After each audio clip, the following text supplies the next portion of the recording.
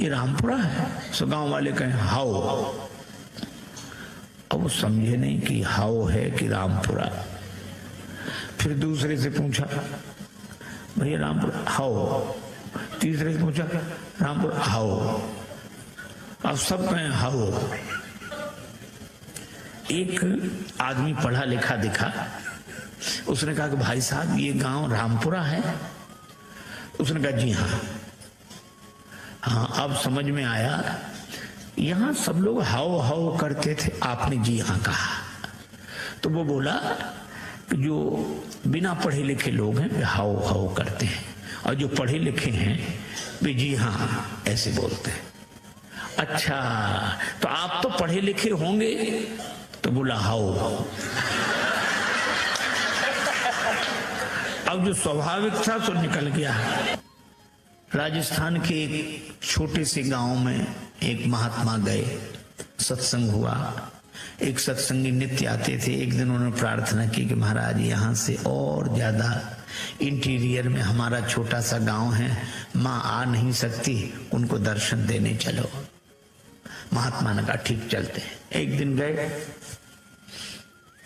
उस व्यक्ति ने माँ से कहा कि माँ महात्मा आए प्रणाम कर। तो बुढ़िया श्रद्धालु तो थी, लेकिन अपने टूटी फूटी मारवाड़ी बोली में बोली, गुरुजी थारे खुर छू। अब एक तो गुरुजी को गोरूजी कह रही थी, वो चरणों को खुर। महात्मा को बड़ा अटपटा लगा, भी तो रोज चरण कमल सुनते थे, अब चरण भी कहती तो ठीक, पांव भी कहती तो ठीक, खुर खुर तो पशुओं के होते हैं।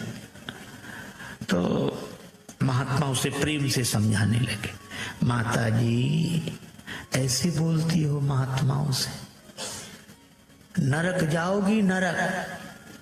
बुढ़िया इतनी सरल थी, वो ये भी नहीं जानती थी कि नरक क्या होता।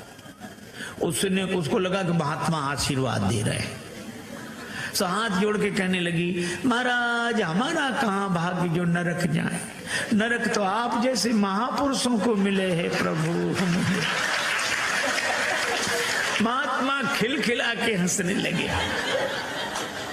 अरे ऐसी सरलता पर महात्मा क्या परमात्मा प्रसन्न हो जाते हैं।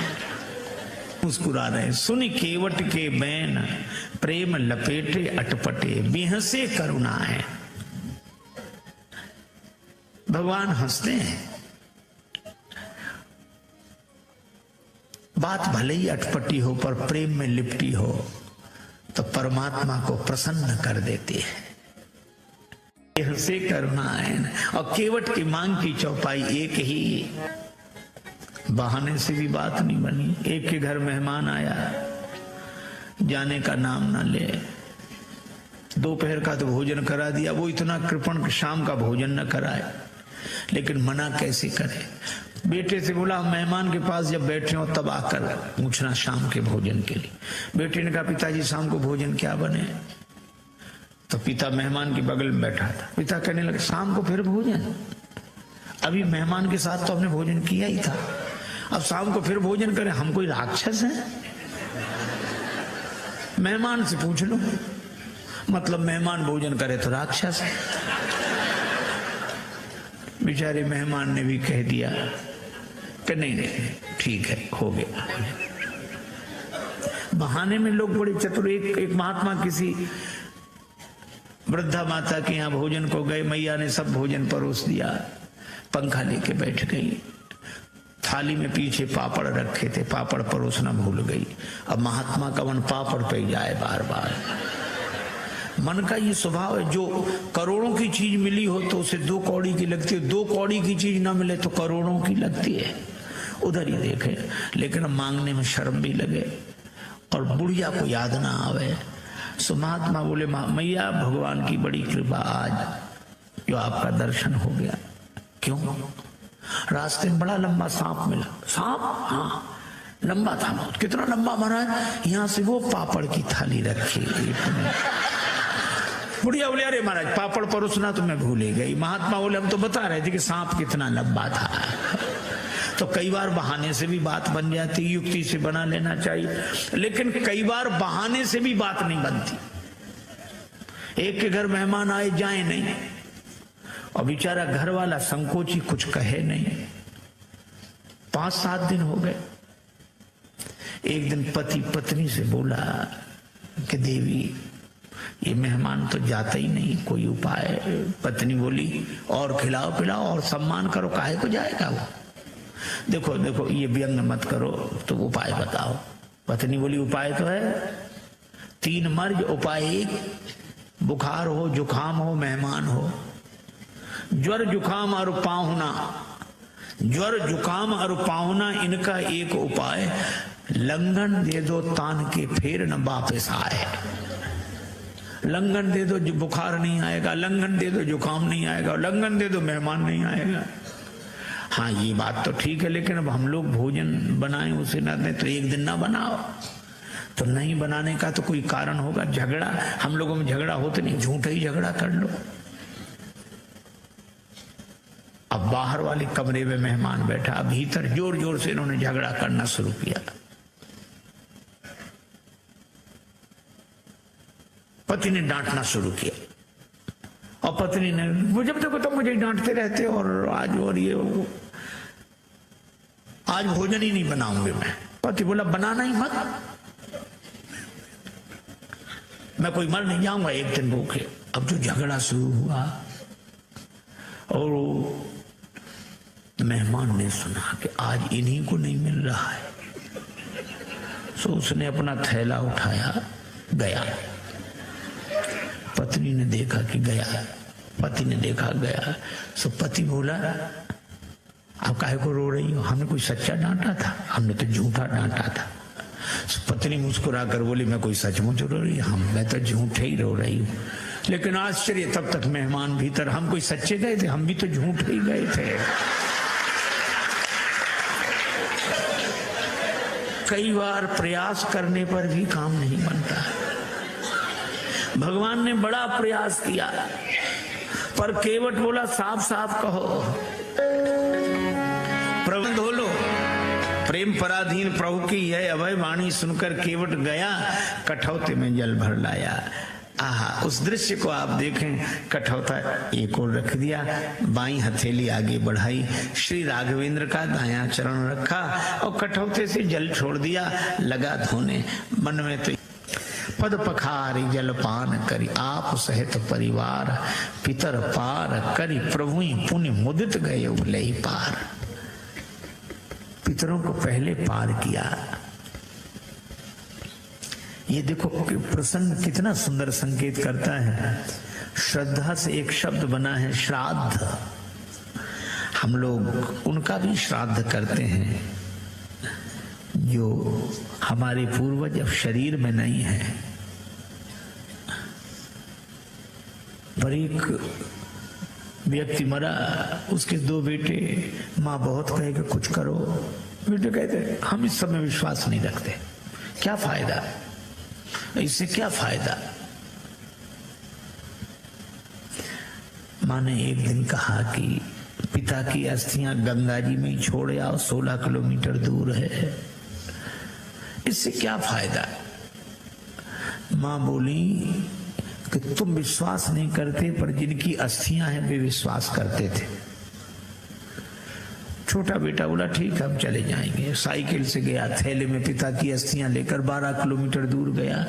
एक नाला बह रहा था, कहाँ जा रहा, 4 किलोमीटर बाद गंगा जी मिल जाता है। बेटे ने सोचा नाला जा ही रहा, हमारे जाने की क्या जरूरत, वहीं छोड़ दी पिता की अस्थियां। लौट आया, माँ ने कहा क्यों, पहुंच गई होंगी। रात्रि को उस व्यक्ति ने स्वप्न दिया कि ऐसे मूर्ख बेटे को भेजा, हमारी अस्थियां नाले में डालकर आ गया। माँ ने बेटे को बुलाकर डांटा, क्यों रे पिता की अस्थियां नाले में डाल आया। बेटा बोला तुमसे किसने कहा, तुम्हारे पिताजी आए थे रात को सपना देने। तो भी उसने अपनी गलती स्वीकार नहीं की।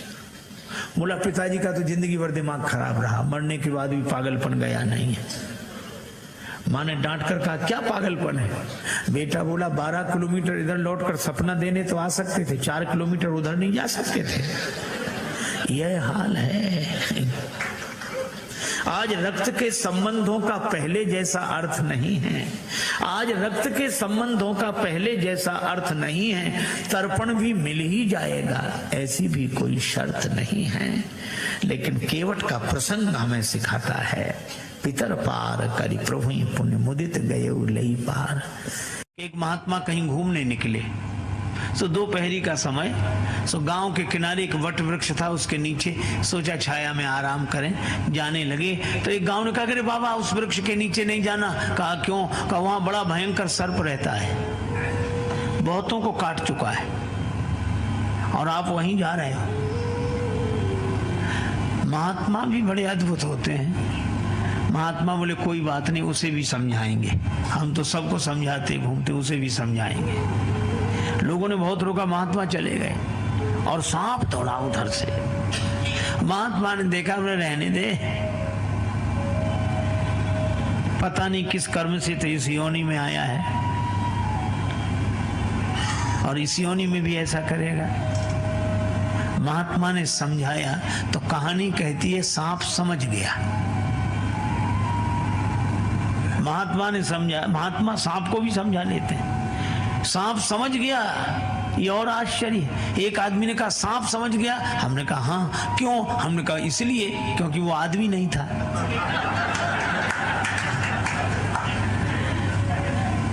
आदमी के समझने में कठिनाई, सांप को। उसने भी कहा कि अब मैं किसी को नहीं काटूंगा। गुरुदेव ने कहा अहिंसा का पालन करना। ठीक है गुरुजी। गुरुजी तो चले गए और गांव वालों से कहा कि अब सांप अहिंसक हो गया है, किसी को नहीं सताएगा, किसी से नहीं बोलेगा, अब हमारा चेला हो गया है। महात्मा तो कहकर चले गए। अब गांव के लोग आए, देखा पास सांप कुछ नहीं बोला तो बैठ गए। एक ने पत्थर मारा, सांप फिर भी नहीं बोला। तो एक गया तो उसने नजदीक से पत्थर मारा, सांप फिर भी नहीं बोला। तो एक ने पूंछ पर लात रखी, सांप फिर भी नहीं बोला। तो उसने पूंछ पकड़ के ऐसे उठाया, सांप लटक गया। वो कुछ नहीं बोल रहा था। लड़कों को तो बड़ा मजा आया। अब वो पूंछ पकड़े तो वो बालक सांप की पूंछ पकड़े और वट वृक्ष की डाली पर उसको ऐसे डालें रस्सी की तरह और झूला झूलें। और झूलते झूलते थक जाए तो घर भोजन करने चले जाएं, भोजन करके लौटे तो फिर झूला झूलें। बेचारे की 5 दिन में ही इतनी दुर्दशा हो गई कि वो तो मरणासन्न हो गया, हड्डी पसली निकल आई। अब जाए तब गुरुजी लौटे 6वें दिन। अब देखा कि चेला सो दिखाई ना पड़े कहीं। एक जगह देखा बिल्कुल मरणासन्न पड़ा था। गुरुजी ने कहा रे राम राम राम, तुम्हारी यह दशा हे वत्स किस कुसंग से हुई है? सर्प बोला गुरुजी कुसंग से नहीं, सत्संग से हुई है। गुरुजी बोले सत्संग से? हाँ, आपने कहा था किसी को मत काटना। हाँ? किसी को काटना मत, किसी को छेड़ना मत। तो मैं बिल्कुल अहिंसक हो गया तब से। ये बालक रस्सी बनाकर मुझे झूला झूलते हैं, कोई पत्थर मारता है, कोई पांव रखता है, कोई। ये अहिंसा के कारण यह दुर्दशा हुई है। गुरुजी ने कहा अरे वत्स, हमने तुम्हें काटने के लिए मना किया था, फुफकारने के लिए तो मना नहीं किया था। अगर काटोगे तो दूसरे को हानि पहुंचेगी और फुफकारना भी अगर छोड़ दोगे तो अपने को कैसे बचाओगे? इसलिए दूसरे को हानि न पहुंचाओ पर अपने को तो बचाओ, इसलिए फुफकारो। सांप ने कहा तो आज्ञा है? बोले बिल्कुल। अब आए बच्चे झूला झूलने और जो सांप ने फुफकार मारी उतनी दूर खड़े रहे। हम काटना भूल जाएं ये बात तो ठीक है, लेकिन अहिंसा इस हद तक चली जाए कि हम फुफकार नहीं भूल जाए। लोग हमारी शांतिप्रियता को कायरता समझें।